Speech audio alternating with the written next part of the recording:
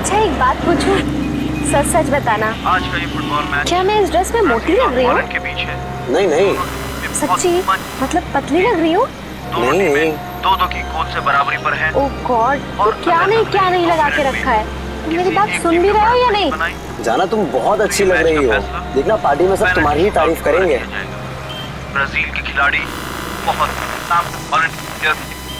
तगड़ा। अरे ये क्या लगा रखा है फुटबॉल कमेंट्री? बंद करो यार, सॉन्ग लगा दो प्लीज शिखा, तुम्हें पता है हॉलैंड का कितना इंपॉर्टेंट मैच है? अगर आज हॉलैंड नहीं जीती तो क्वार्टर फाइनल में नहीं पहुंच पाएगी। So please. आप सब जानते हैं पेनल्टी 5-5 और वो मैच बहुत ही रोमांचक होता है जब दोनों टीमें पेनल्टी शूटआउट में पहुंच जाए। जी हाँ, दोनों ही टीम बहुत ही जबरदस्त। ये कार को अचानक क्या हो गया? जरूर तुम पेट्रोल भरवाना भूल गए होगे। नहीं, कल ही तो मैंने टैंक फुल करवाया था।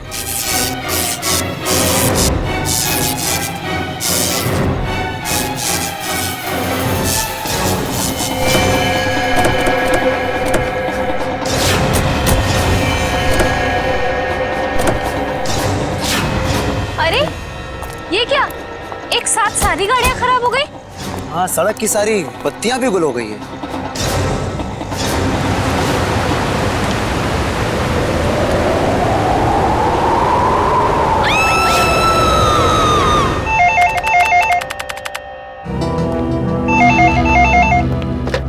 Hello, CID bureau. क्या? कब से? ठीक है, हम लोग देखते हैं। क्या हुआ सर? किसी महेश का फोन था, कह रहा था उसका बेटा रोहित कल रात से घर से गायब है। आप लोग सीआईडी से? जी हाँ, आप लोगों ने हमें फोन किया था। हाँ जी जी। प्लीज मेरे बेटे को ढूंढ लीजिए। प्लीज आप रोइए मत। क्या हुआ क्या आपके बेटे को? कल रात हम अपने रिश्तेदार के यहाँ गए थे, तब हमारा बेटा रोहित यही घर पे ही था, मगर सुबह जब हम यहाँ लौटे तो देखा वो यहाँ नहीं है। घर का पूरा कोला चाल मारा। चुप हो जाओ। मगर हमारा बेटा। आप लोग रात भर रिश्तेदारों के यहाँ ही रुके रहे? हमारे फूफा जी की तबीयत ठीक नहीं थी, इसलिए हमें वही रुकना पड़ा। कल रात कितने बजे गए थे आप लोग यहाँ घर से, और आज सुबह कितने बजे लौटे? हम लोग करीब रात में 9 बजे गए थे और सुबह 8-9 बजे आए थे वापस। तो करीब 12 घंटे तक आपका बेटा, क्या नाम बताया? रोहित। रोहित। 12 घंटे तक आपका बेटा घर में अकेला था? नहीं साहब, वो अकेला नहीं था, मैं थी उसके साथ। 12 बजे तक अपने रूम में ही था रोहित। फिर मैं सोने चली गई और फिर जब मैं सुबह उठी तो वो घर पर नहीं था। आप कौन? ये नीलम हमारी गैर मौजूदगी में रोहित का ख्याल यही रखती है। आपने कोई आवाज नहीं सुनी चीखने चिल्लाने की? नहीं साहब, मैंने कोई आवाज नहीं सुनी। रात के समय सब दरवाजे बंद किए थे, फिर पता नहीं कोई कैसे अंदर आ गया। जरा रोहित का कमरा देख सकता है? आइए सर, आइए। यही है रोहित का कमरा।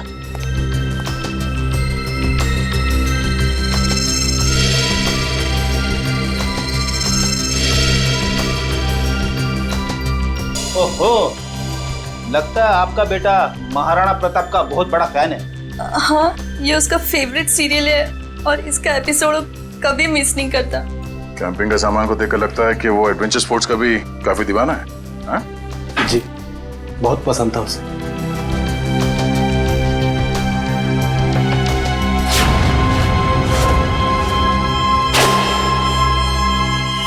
कल रात की खिड़की खुली थी या ऐसे ही? जैसा कि साहब बताया था कि रात को खिड़की दरवाजे बंद ही रहते हैं। मगर अब ये खिड़की खुली है, इसका मतलब रोहित को जो भी यहाँ से लेके गया है वो इसी खिड़की से बाहर लेके गया।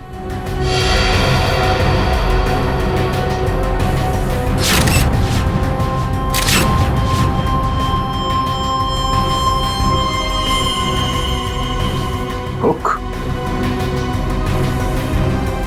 चलिए जरा बाहर चल के देखते हैं।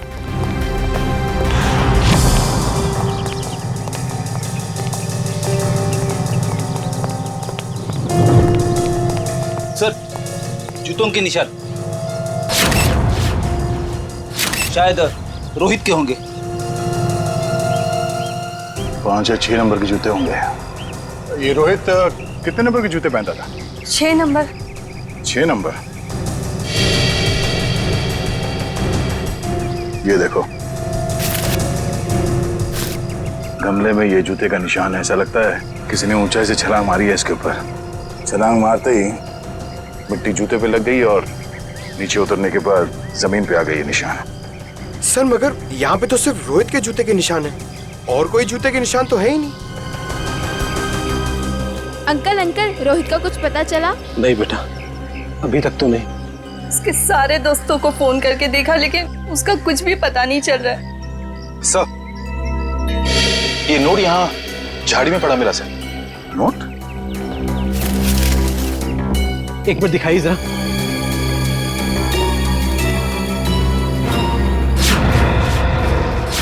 ये कैसे हो सकता है? ये तो मेरा लकी नोट है। इसे तो मैं हमेशा मेज की ड्रॉअर में रखता था। आपको पूरा यकीन है कि यही वो नोट है?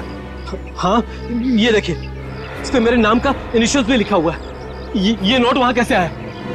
मिस्टर राजेश, बुरा मत मानिएगा, पर हमें ऐसा लगता है कि रोहित खुद घर छोड़ के गया है। ये आप क्या कह रहे हैं? मेरा बेटा खुद घर छोड़ के भाग कैसे सकता है? देखिए मैम, रोहित के कमरे की खिड़कियां अंदर से बंद थी, फिर भी किसी ने खिड़कियां अंदर से खोली है। और अगर कोई यहाँ से रोहित के कमरे में चढ़ता तो कल रात बारिश हुई थी, उसके हाथों के या पैरों के निशान यहाँ दीवार पे होने चाहिए थे, मगर यहाँ दीवार एकदम साफ है और यहाँ जमीन पे रोहित के जूतों के निशान मिले हैं और किसी के नहीं। और ये नोट, तो ऐसा लगता है कि भागने से पहले रोहित ड्रॉअर से पैसे निकाल के गया है। ये कैसे कह सकते हैं आप कि मेरा बेटा इतनी ऊंचाई से कूद सकता है?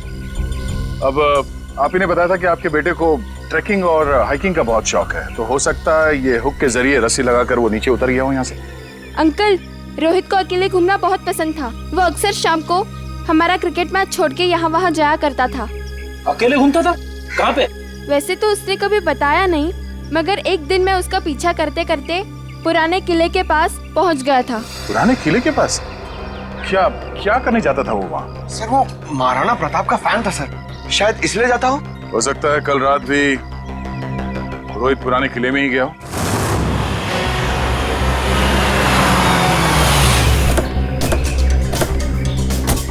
मुझे तो लगता है सर, ये रोहित महाराणा प्रताप का बहुत बड़ा दीवाना है, इसीलिए वो यहीं पे खेलने आता होगा। हाँ फ्रेडी, वो सब तो ठीक है, लेकिन इतनी रात को यहाँ क्यों आया होगा? जरूर कुछ ना कुछ तो है यहाँ पे। हाँ ये तो है सर। वो देखिए, ट्री हाउस। इसका मतलब ये ट्री हाउस रोहित ने अपने खेलने के लिए बनाया होगा। चलो देखते हैं। करण, जरा ऊपर जाके देखो। सर। मयूर, आसपास देखो। तो यहाँ से भी टूटा है और यहाँ से भी हाथापाई हुई है। शायद गुंडे रोहित को यहीं से उठा ले गए होंगे जबरदस्ती।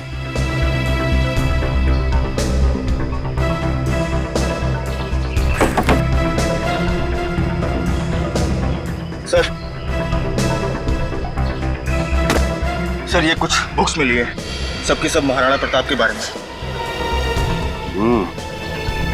वाकई में महाराणा प्रताप का बहुत बड़ा फैन लगता है। सर, यहाँ आसपास कुछ भी नहीं मिला। कुछ भी नहीं है? ठीक है, देखते हैं।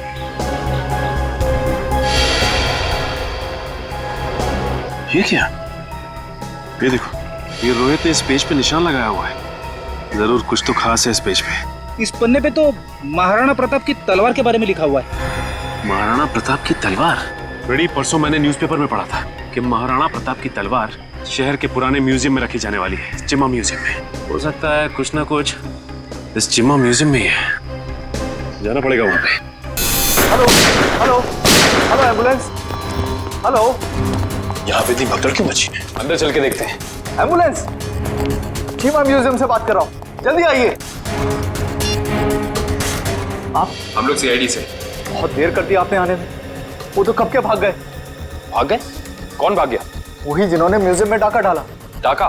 जी हाँ, और महाराणा प्रताप की शाही तलवार लेकर भाग गए। महाराणा प्रताप की तलवार? रोहित ने भी अपनी किताब में महाराणा प्रताप की तलवार पर निशान लगाया था। आप ये बताइए कि आप इसे जानते हैं, इसे देखा है कहीं? नहीं। क्यों, क्या ये बच्चा कुछ जानता है? अभी हम कुछ कह नहीं सकते, लेकिन हो सकता है। बहुत दर्द हो रहा है। प्रकाश, घबराओ मत, एम्बुलेंस को फोन कर दिया है, बहुत जल्दी आ जाएगी। आपका घाव ज्यादा गहरा नहीं है, आप ठीक हो जाएंगे। एम्बुलेंस आ रही है। आप ये बताइए कि आप में से किसी ने भी उन लुटेरों के चेहरे देखे? नहीं साहब, उन लोगों ने अपने चेहरे पर नकाब पहना हुआ था। नकाब पहना? साहब मैंने एक लुटेरे को गोली मार दी, वहां पर आया। हिम्मत रखो बेटा, आ रहे डॉक्टर आ रहे।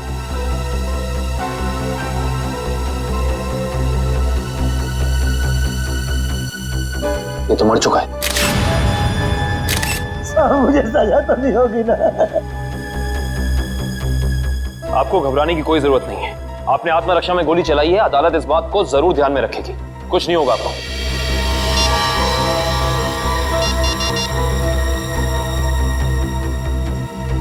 ये फोन मिला है, पासवर्ड मांग रहा है। एक काम करो निखिल, इसे हैकर के पास भेजो और चेक करो कि इस फोन के अंदर है क्या सब कुछ। सर, तलवार की चोरी में और बच्चे रोहित के गायब होने में कुछ तो संबंध हो सकता है। ऐसा हो सकता है जब रोहित अपने ट्री हाउस में होगा तो उसने इन लुटेरों का सारा प्लान सुन लिया होगा और इसी वजह से वो उसे उठाकर ले गए। सर, आवंश, सर ये देखिए। ये क्या है? सफेद पाउडर?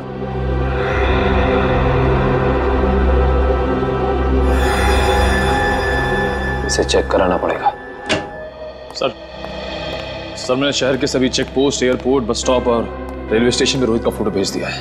अगर लोग उसे शहर से लेके बाहर जाएंगे तो पकड़े जाएंगे। तलवार की फोटो भी भेजो। सर, वरना आप तलवार भी बाहर नहीं जानी चाहिए।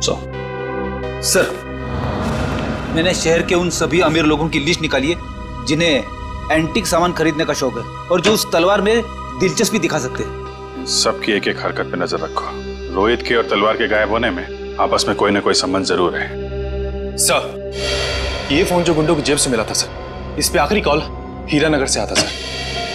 हीरानगर? फिर तो भाई आप लोगों को हीरानगर की हर एक मार्बल शॉप पर जाना चाहिए। मार्बल शॉप में क्यों डॉक्टर साहब? मार्बल शॉप पर इसलिए क्योंकि मरने वाले के बालों पर आपको जो सफेद रंग का पाउडर मिला है ना, वो और कुछ नहीं है, मार्बल का चूरा है। मार्बल का चूरा? फिर तो हीरानगर की संगमरमर की दुकानों में एक चक्कर लगाना ही पड़ेगा। सर, आज ना तो संडे है ना कोई त्योहार है, फिर ये मार्बल का गोडाउन बंद क्यों पड़ा है? कोई है ही नहीं यहाँ पे। क्योंकि शायद उन्हें भनक लग गई थी कि सीआईडी आने वाली है। हाँ? लगता है यही कहीं चिपके बैठे होंगे। ढूंढो जरा।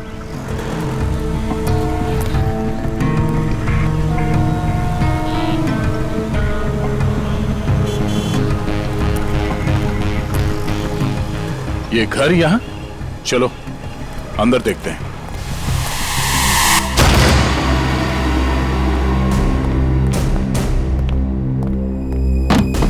लगता है हमारे आने से पहले सब भाग गए यहां से। जरा तलाशी लो यहां।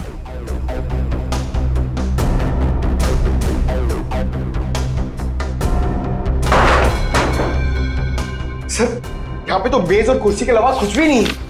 लगता है सारे सबूतों के साथ वो लोग भाग गए।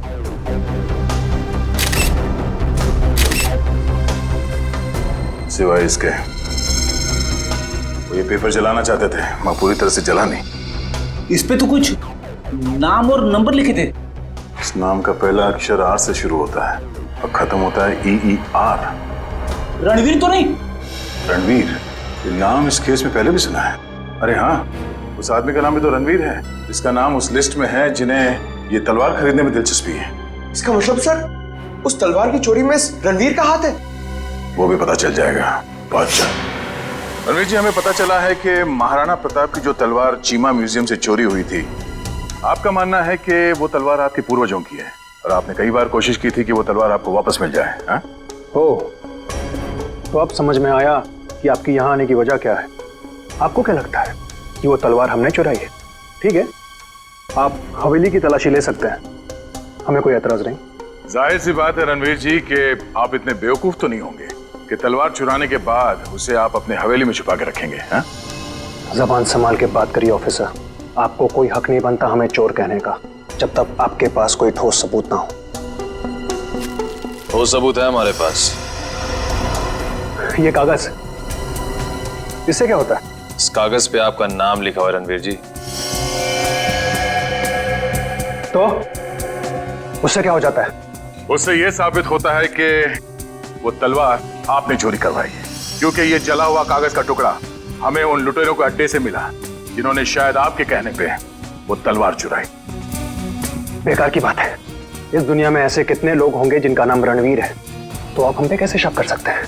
माना कि इस दुनिया में बहुत से लोग हैं जिनका नाम रणवीर है, मगर उस तलवार में दिलचस्पी रखने वाले आप एक लौते रणवीर हैं। अरे रणवीर साहब, आपको तो पसीना आने लगा। अरे भाई इन्हें ठंडा पानी पिलाओ, शरबत पिलाओ, क्योंकि कुंवर साहब को जेल में ये सब मिलना थोड़ा मुश्किल लगता है। शक्ल क्या देख? जाओ जल्दी लो, गो। जेल? हमने कुछ नहीं किया, हम जेल नहीं जाएंगे। सच क्या है, जल्दी बताओ। देखिए, हमें किसी का फोन आया था।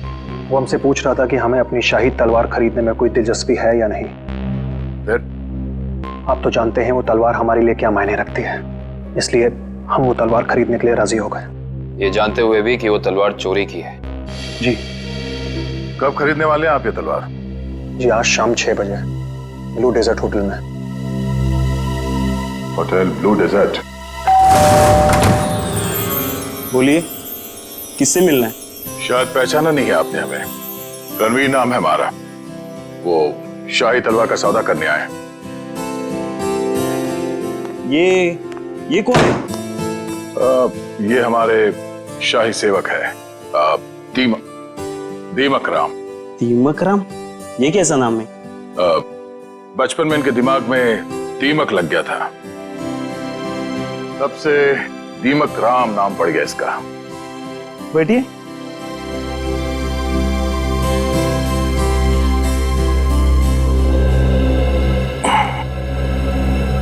आपकी तारीफ? शाही तलवार की कशिश इन्हें भी यहाँ खींच लाई, पर आप दोनों में से जो ज्यादा मोटी रकम देगा तलवार उसकी। ज्यादा मोटी रकम तो हम ही देंगे, खानदानी रईस जो ठहरे। वैसे वो शाही तलवार कहीं दिख नहीं रही। हर हसीन चीज को देखने का एक मुहूर्त होता है, और वो मुहूर्त तभी आएगा जब पैसा हमारे अकाउंट में आएगा। सही बात है, सही बात है। आप रणवीर जी हैं? कोई शक? लगता है आपने हमें पहचाना नहीं। हम वनराज, आपके और हमारे पिताजी बचपन में मित्र हुआ करते थे। अच्छा अच्छा, वो हो सकता है। वो मेरी याददाश्त थोड़ी कमजोर है। काफी बदले बदले नजर आ रहे हैं आप। खैर, लेकिन आप ये मत सोचिएगा कि पुरानी दोस्ती की खातिर हम ये शाही तलवार आपको ऐसे ही ले जाने दें। ये शाही तलवार तो हम ही लेके जाएंगे वनराज जी, आप बस बोली लगाई। 30 लाख, 40 लाख, 50 लाख, करोड़। 1 करोड़? क्या हुआ वनराज जी, लगाइए लगाइए। उस तलवार के लिए तो 2 करोड़ रुपए भी कम है। ठीक है, 2 करोड़। चलिए आपका भी मान रखते हैं, 5 करोड़। 5 करोड़? वनराज जी, आप सोच भी नहीं सकते कि इस शाही तलवार की क्या अहमियत है हमारे लिए। 5 करोड़ 1, 5 करोड़ 2, 5 करोड़ 3। तलवार रणवीर जी की हुई। चलिए अभी के अभी पैसे आप लोगों के अकाउंट में डलवा देता हूँ, मगर दिल की तसल्ली के लिए उससे पहले एक बार हम वो शाही तलवार देखना चाहेंगे। ठीक है, मुन्ना तलवार लेके आ। वैसे आपने ये सही नहीं किया। ये तलवार तो हमारे खानदान के भी बहुत करीब हुआ करती थी। वनराज जी, आपने वो कहावत सुनी है, एक मयान में 2 तलवारें नहीं रह सकती। उसी तरह एक तलवार का 2 खरीदार नहीं हो सकता, सिर्फ एक ही खरीदार होता है। ये रही शाही तलवार।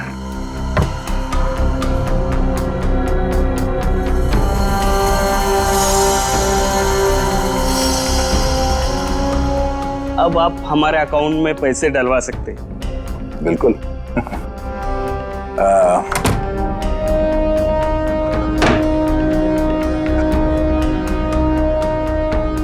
पता है ये आदमी कौन है? रणवीर जी। रणवीर नहीं, दया। सीआईडी ऑफिसर दया है। दया? वो दरवाजा तोड़ने वाला जो थप्पड़ मारता है? हाँ, वो दांतों तो पियानो बजाने वाला। हाँ हाँ, क्या देख रहे हो, भागो। निखिल जी बस बस बस। अब आ गए तुम दया के हाथ में। दरवाजा तोड़ने वाला, थप्पड़ मारने वाला, दांतों से पियानो बजाने वाला। हाँ? तो तैयार हो जाओ पियानो बजवाने के लिए। हाँ? रोहित कहाँ है? मुझे कुछ पता नहीं सर। वो तलवार किसके कहने पे चुराई तूने? कुछ याद नहीं है। याद नहीं? रेडी, जरा मदद करो इनको याद करने में। ये लीजिए सर, नेक काम में देरी कैसी। डॉक्टर साहब आप यहाँ पे? हाँ यार, एक बहुत जरूरी खबर देनी है। वो महाराणा प्रताप की जो तलवार थी, जो म्यूजियम से चुराई गई थी, वो तलवार नकली है। क्या नकली है?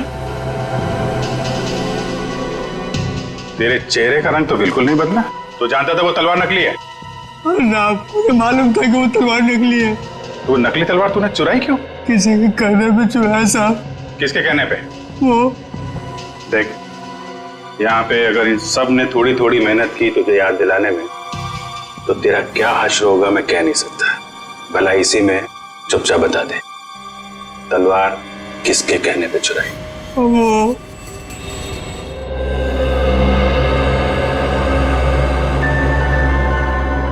क्या करूं मैं? कैसे निकलूं यहाँ से? कोई तो तरीका होगा ना निकलने का।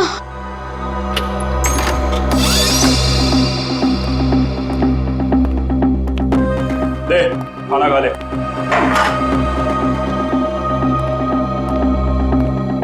अंकल, मुझे जाने दो ना। मैंने आपको क्या बिगाड़ा? तुझे जाने देना या ना जाने देना मेरे बॉस के हाथ में है, समझा? जा अब खाना खा ले।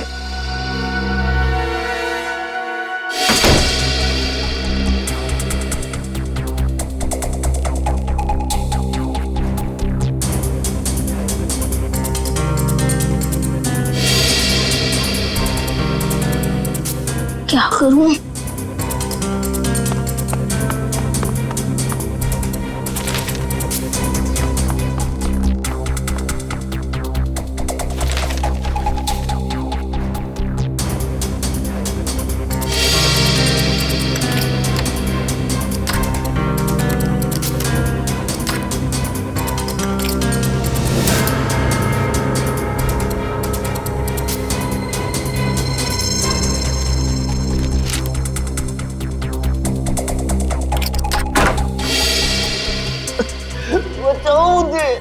ये किसकी आवाज है?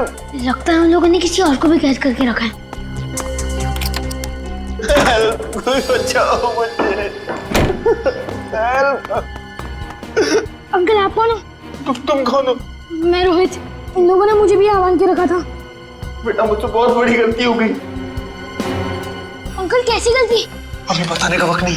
अगर मैं यहाँ से बाहर निकला तो तुम हर तरफ तबाही तबाही होगी। तो अंकल चलो। नहीं, यहाँ से नहीं। बाहर उन लोगों ने पहरा लगा रखा हो। ये भी ठीक है। खिड़की से? बेटा मगर हम लोग दूसरे माले पे। चद्दरे? तो अंकल ये चद्दरे कब काम आएगी? चलो अंकल जल्दी।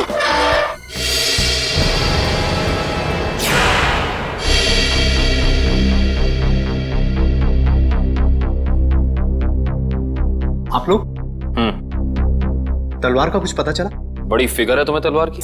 परवाह तो होगी ही, आखिर महाराणा प्रताप की तलवार थी। झूठ झूठ कह रहे हो तुम। वो तलवार जो यहाँ रखी थी वो महाराणा प्रताप की नहीं बल्कि नकली तलवार थी। नकली तलवार? ये क्या कह रहे हैं आप? बस बंद कर अपना ढोंग। हम जानते हैं कि तुमने वहां पे नकली तलवार रखी और फिर यहाँ से उस तलवार को चोरी करा के तुमने ये सारा नाटक रचा ताकि तुम पे कोई शक ना आए। देखिए, आपको इस तरह से मुझ पर बेबुनियाद इल्जाम लगाने का कोई हक नहीं है। अच्छा, तुम्हारी ये लड़खड़ाती जबान से साबित होता है कि तुम झूठ बोल रहे हो। चोरी तुमने कराई है। अब सच सच बता दो, वरना सच बुलवाना हमें आता है। सर, उसकी कोई जरूरत नहीं है। दरअसल तलवार मैंने ही चुराई थी। लेकिन सर, इस म्यूजियम पे हमले में मेरा कोई हाथ नहीं है। अब सच बाहर निकला। अब ये बता कि रोहित कहाँ है? कौन रोहित? लगता है तुम्हारी याददाश्त वाकई कमजोर हो गई है। याद दिलाना पड़ेगा। ये है रोहित। कहाँ पे है? सर, मैं इस लड़के को नहीं जानता। देखिए, मेरा सिर्फ इतना ही कसूर है कि मैंने तलवार चुराई थी सर, मैंने और कुछ भी नहीं किया है, प्लीज। इस बूढ़ा को पता था कि तलवार नकली है, तो फिर उसने तलवार चोरी क्यों कराई? इसकी सिर्फ एक ही वजह हो सकती है, वो यहाँ तलवार नहीं बल्कि कुछ और चोरी करने आए थे।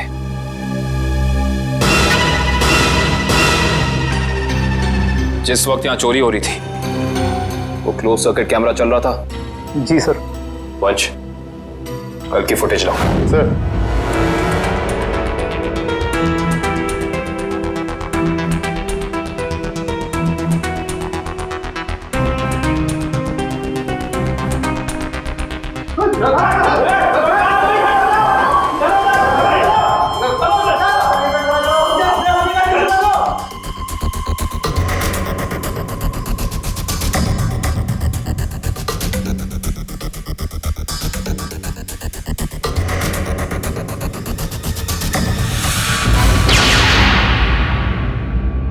ये देखा तुम लोगों ने? ये एक लुटेरा उधर जाके खड़ा हो गया उस तरफ, तभी दूसरे ने इधर जाके उस क्लोज सर्किट कैमरे पे गोली चला दी। पर उधर तो साइंस सेक्शन है। हाँ सर, वहां पर नए नए आविष्कारों का सामान रखा जाता है। नए आविष्कार? इधर आओ।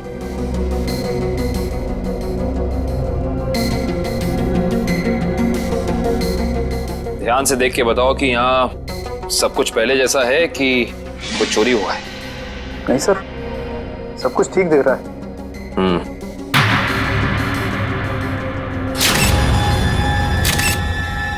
ठीक नहीं है।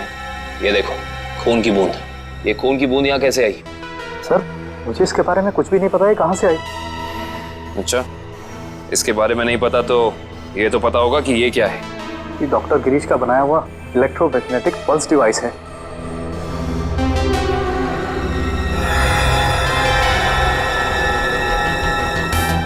ये देखिए, पूरा डिवाइस बदला गया है और लुटेरे असली डिवाइस ले जाकर नकली डिवाइस रख दिया। इस डिवाइस में ऐसी क्या खास बात है? सर, ऐसा कुछ भी खास नहीं है इसमें। कुछ तो खास है, वरना वो यहाँ नहीं खड़ा होता। ये डिवाइस तुम्हें डॉक्टर गिरीश ने खुद ला कर दिया था? नहीं सर, उनकी तो मौत हो चुकी है। उसका बेटा है नितिन, उसने दिया था। इंटरेस्टिंग।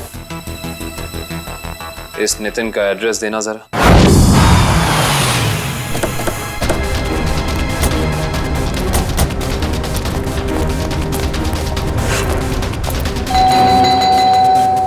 सर, ये नितिन दरवाजा नहीं खोल रहा है, कहीं उसकी जान को खतरा तो नहीं है? अंदर चल के देखते हैं। नितिन! नितिन! नितिन!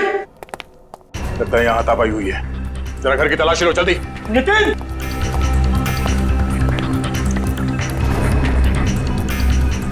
सर, नितिन तो नहीं है। क्या हुआ? सर कुछ नहीं। लगता है वही लोग नितिन को जबरदस्ती यहाँ से उठा के ले गए जिन्होंने म्यूजियम से वो खास डिवाइस चुराई थी। सर, शायद उन्हें वो डिवाइस इस्तेमाल करने नहीं आ रहा होगा, इसलिए उसे उठा के ले गए ताकि वो उन्हें सिखा सके। हाँ अभिजीत, क्या? कौन सा न्यूज चैनल? ओके, या न्यूज लगाना जल्दी।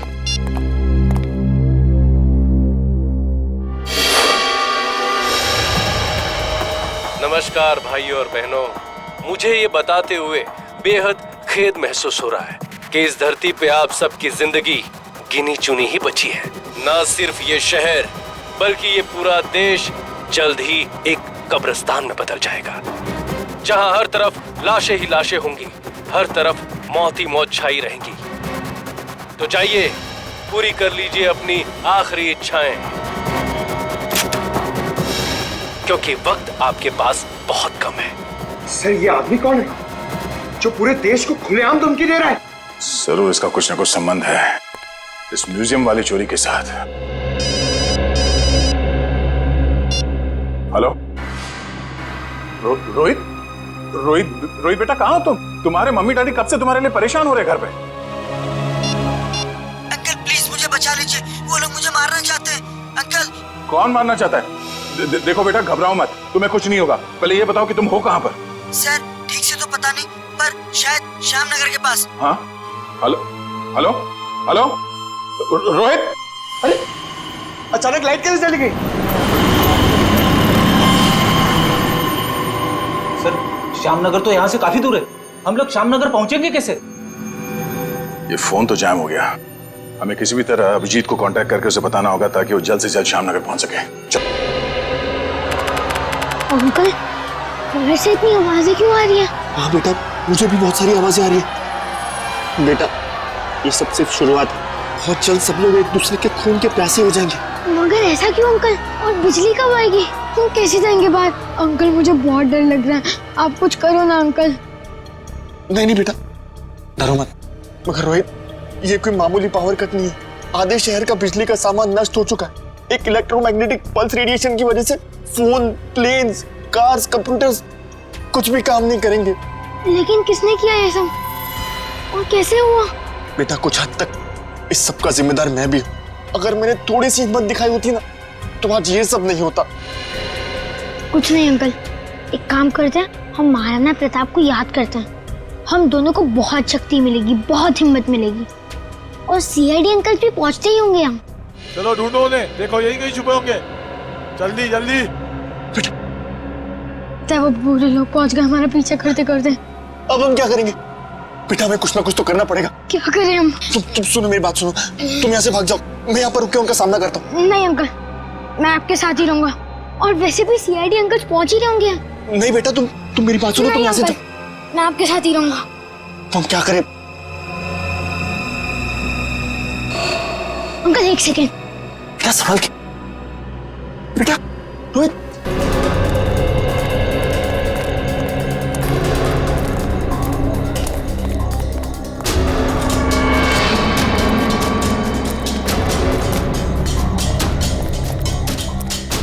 अब समझ में आया, उन लुटेरों ने वो ईएमपी डिवाइस उस म्यूजियम से क्यों चुराया होगा।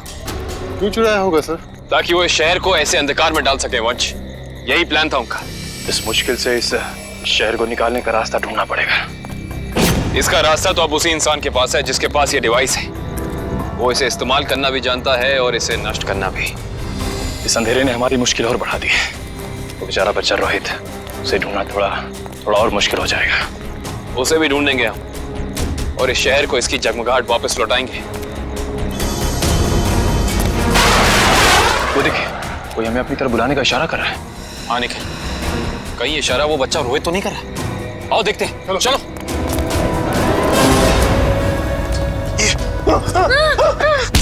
क्या सोचा था तुमने? हमसे बच पाना इतना आसान नहीं। वापस ले जाकर तुम्हारा हलवा कैसे बनाते? हलवा तो अब तुम्हारा सीआईडी बनाएगी। सीआईडी? वो भी बिना शक्कर का। Thank you CID uncle. It's okay Rohit, आप घबराइए नहीं। अंकल, इन्हें कुछ भी मत करना, इन्हें भी इन बुरे लोगों ने पकड़ के रखा था।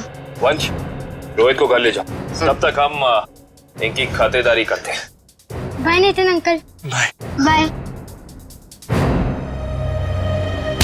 अब बता, तुम लोग इस शहर के साथ क्या करना चाहते थे? बोल। हमें कुछ नहीं पता। अच्छा निखिल, सही से बता दे अपनी जुबान खोल के, वरना तो सोच भी नहीं सकता तेरा क्या हाल होगा, समझा? सर, हमें कुछ भी नहीं पता। अभी बताओगे तो? सर इन्हें वाकई में कुछ नहीं पता है। एक मिनट, कहीं तुम डॉक्टर गिरीश के बेटे नितिन तो नहीं? बिल्कुल सही पहचाना आपने। सर, मुझे एक्चुअली इसलिए पता है क्योंकि इनके बॉस ने मुझसे जबरदस्ती एक ईएमपी डिवाइस बनवाया, जो बहुत जल्दी शहर को नहीं बल्कि इस देश को भी नष्ट कर देगा sir. EMP device? Yes sir. Nitin, ये ईएमपी डिवाइस कहाँ रखा है तुम्हें पता है? और इनका बॉस कौन है? सर, मैंने सिर्फ उनकी आवाज सुनी है, कभी उनका चेहरा नहीं देखा सर। चेहरा नहीं देखा? हेलो जी, अभिजीत सर। सर, रोहित हमें मिल गया है।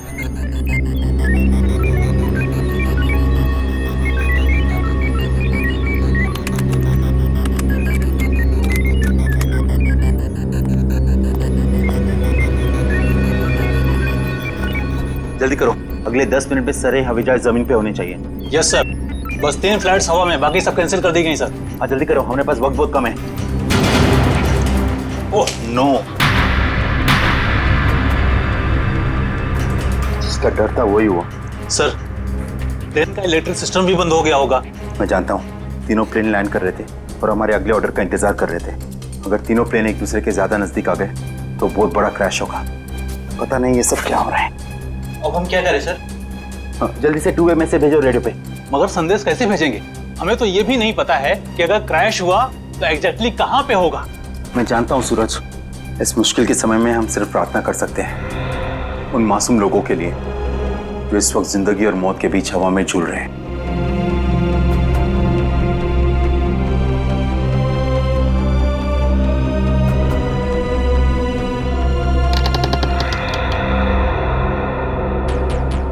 सर यही वो जगह है जहां उस डिवाइस में मुझे काम करने के लिए लाया गया था जिससे ईएमपी ब्लास्ट हो। कुछ बड़ा करने का मकसद है इन लोगों का।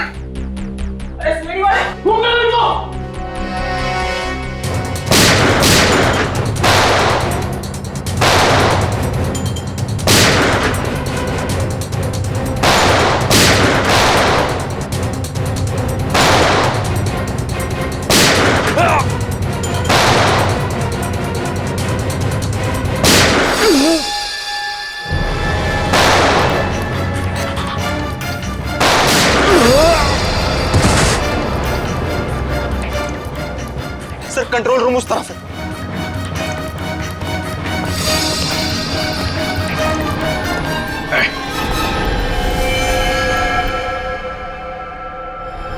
ओह, आ गए मिस्टर अभिजीत।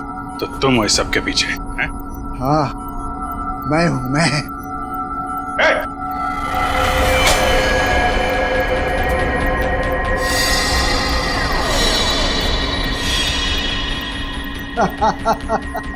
आने में बहुत देर कर दी तुमने। अभी अभी मैंने तो मिसाइल छोड़ दी। अब थोड़ी ही देर में इस देश के सारे सैटेलाइट्स नष्ट हो जाएंगे और चारों तरफ छा जाएगा अंधेरा ही अंधेरा और हो जाएगी तबाही ही तबाही। क्या मिलेगा तुम्हें ये सब करके? इस मिसाइल को रोक दो, रोक दो इसे। कोई तो तरीका होगा इसे रोकने का। मेरे पास है ना तरीका, मेरे पास है। आई नो, मेरे पास है तरीका, लेकिन वो तरीका मेरे मरने के बाद मेरे साथ ही खत्म हो जाएगा।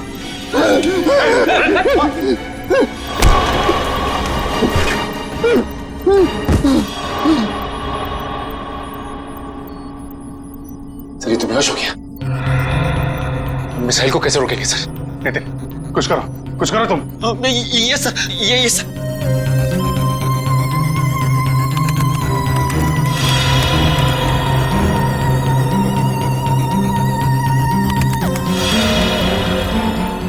सर मुझे कुछ समझ में नहीं आ रहा है। 45 सेकंड बचे हैं, कुछ करो जल्दी तुम। सर एक तरीका है, अगर मैं इस मिसाइल को सेल्फ डिस्ट्रक्ट कर सकूं तो कुछ बात बन सकती है। मतलब मिसाइल अपने आप को नष्ट कर दे अपनी शक्ति से? ये सर ऐसे कुछ।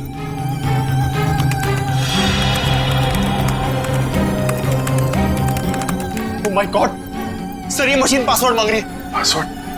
पासवर्ड क्या हो सकता है? पासवर्ड तो आदमी से रिलेटेड कुछ होता है, उसका phone number, mobile number, date of birth, उसका नाम। सर इसका नाम विनोद है। ये ऐसा। जल्दी करो, 30 सेकंड बाकी है।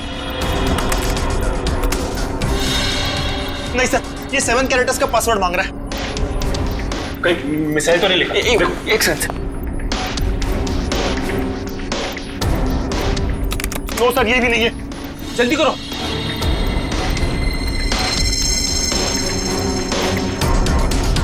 विनोद और उसके बेटे की फोटो। शेखर अपने 21वें जन्मदिन पे। शेखर टाइप करो जल्दी। Yes sir. सर सिर्फ 15 सेकंड बाकी है सर।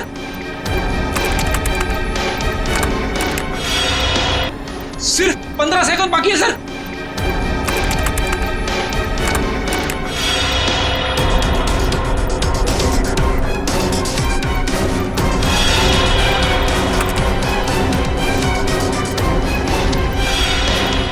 हो गया सर, सर हो गया। ओह माय गॉड सर, हो गया।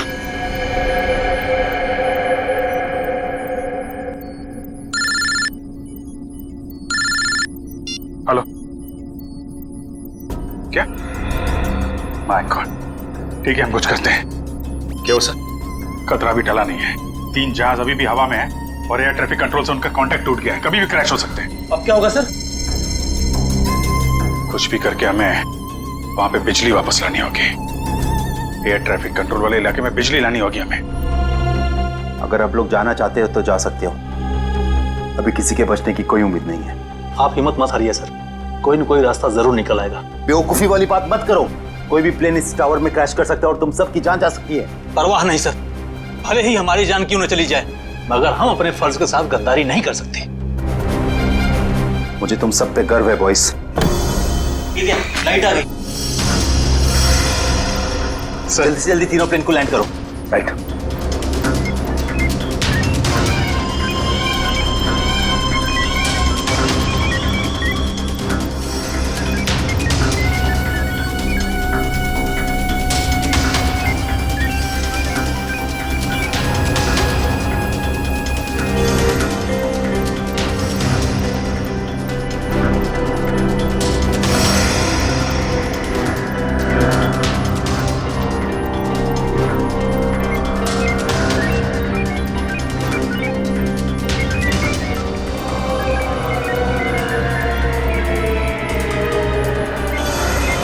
सर, प्लेन की सफली लैंडिंग हो चुकी sir. Very good, good job boys, good job.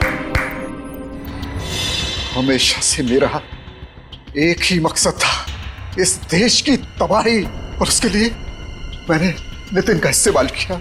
मैंने उससे एक ऐसा शक्तिशाली इलेक्ट्रोमैग्नेटिक पल्स वाला डिवाइस बनवाया जो क्या कर सकता है वो तो आप सब लोग देख ही चुके हैं। लेकिन उस डिवाइस के इस्तेमाल के लिए मुझे एक कंपोनेंट की जरूरत थी, और वो कंपोनेंट म्यूजियम में पड़ा हुआ था। लेकिन उसी नितिन की मदद से हमने तुम्हारे मंसूबों पे पानी फेर दिया। हाँ, गलती हो गई मुझसे, गलती हो गई। मेरा काम खत्म होने के बाद मुझे उस नितिन को फौरन मार देना चाहिए था। कम से कम इस देश को तबाह करने का मेरा सपना तो पूरा हो जाता। लेकिन इस देश से इतनी नफरत की वजह क्या है? इस देश ने मेरा बेटा छीन लिया मुझसे। मेरा बेटा शेखर आर्मी में था। वो इस देश की सेवा उसका धर्म था, लेकिन किसी ने उसकी परवाह की? किसी ने कोई परवाह नहीं की। 2 साल पहले एक रोड एक्सीडेंट में वो सड़क पर पड़ा रहा, लहूलुहान तड़पता रहा, लेकिन किसी ने उसकी कोई मदद नहीं की। और मेरा शेखर, मेरा बेटा तड़प तड़प कर मर गया। मेरा शेखर मर गया। अब आप ही बताइए, मेरा वो बेटा जो अपनी देश के लिए जान देना चाहता था, क्या ऐसी बात का हकदार था वो? बताइए ना। मुझे अब भी लगता है कि इस देश को तबाह हो जाना चाहिए, बर्बाद हो जाना चाहिए। शेखर के साथ जो कुछ हुआ उसका अफसोस है हमें, लेकिन कुछ बुज़दिल लोगों की सजा पूरे देश को देना, ये कहां का इंसाफ है? तुम्हारे साथ क्या करना है इसका फैसला तो अब अदालत ही करेगी।